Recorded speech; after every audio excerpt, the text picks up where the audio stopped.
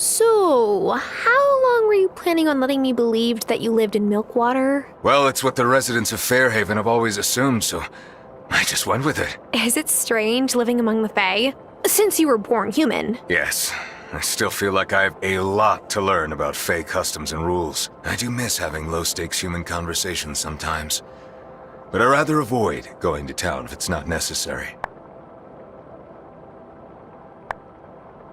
If you don't want to come to town, I'll visit you here more often. That way you can still get some human interaction. That's kind of you. I would be delighted. Oh, and my samovar is always hot and ready to make a cup of tea. I hope you don't mind my saying so. But I see a lot of Hazel in you. I hope you decide to stay on. And come visit us in Ravenwood Hollow whenever you need anything. Ah, just what I was looking for.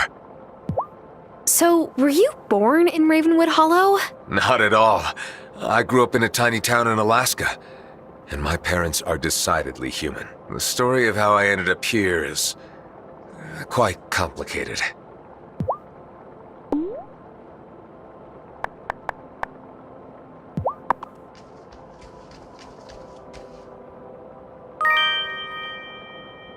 Oh, I can't wait to drink some of this while reading the latest detective novels that came in.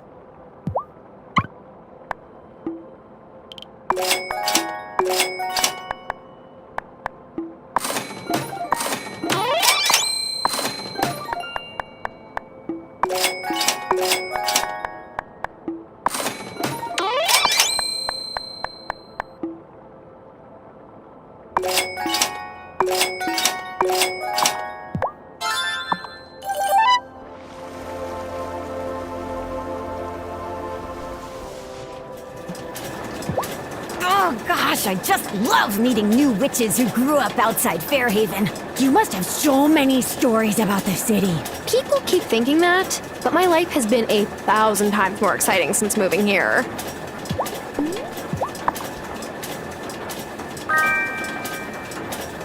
Interesting.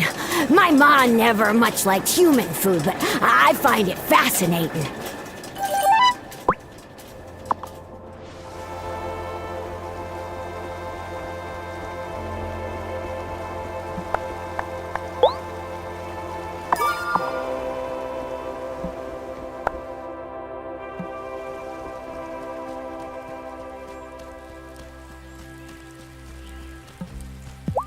Carpenter fellow, Parker, told me that you're the one to thank for helping repair the bridge to reopen the mountain pass. Although the mayor certainly seemed keen to take all the credit.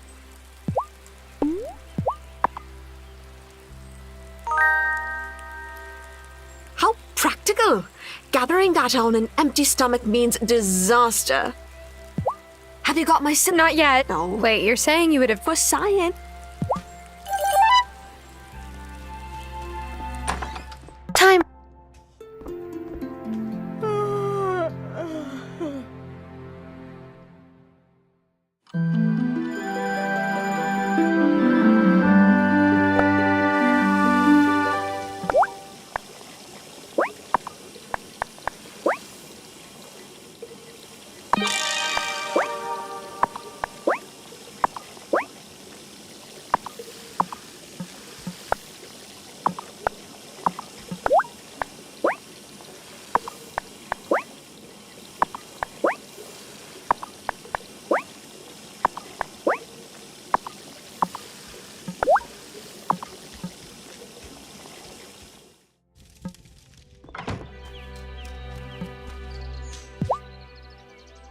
Morning, Tara.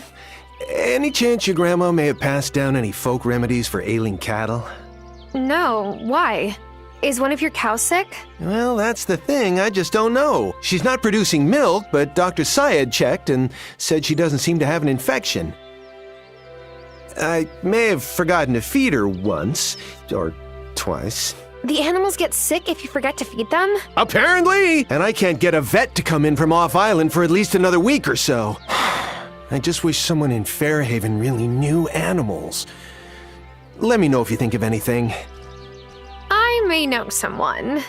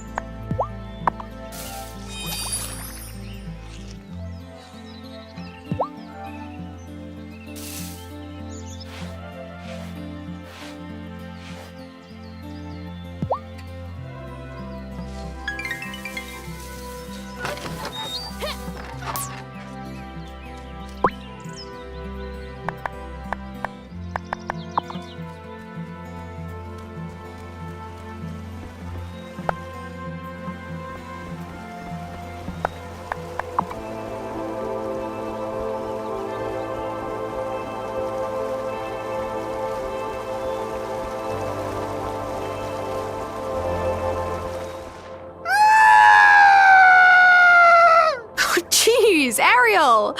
Long day or something? Aye, Dara, my apologies. I didn't realize you were here. I am practicing my diabolical sounds. Other Fae don't hear my cries, but humans are driven mad by them. Eventually. You are in no danger. And, do these sounds have a purpose, or are you just letting off steam? Why, of course they do. When I shriek, I drive away humans and keep the land safe for those with fins and feathers. Huh. That's a useful way of keeping humans from going where they're not supposed to go. Oh, yes. A sensitive instrument, the human ear. Did anyone teach your cries to you? No. I came into being knowing them. I lived on the bank of a river with many other Curupiras. The other Curupiras and I used our feet to lead the poachers astray.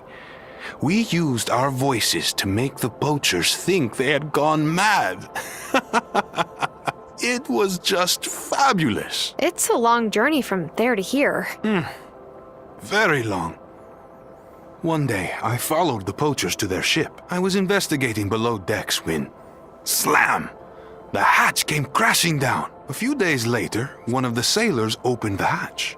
I screamed and screamed! Oh, it was excellent! What happened then? He picked me up and hurled me overboard. But I swim better than many fish. I came ashore on the nearest island and I have never left. But don't you ever want to go back? Or get revenge on those poachers? Oh, I got my revenge. You can be sure of that. As for going back, maybe one day.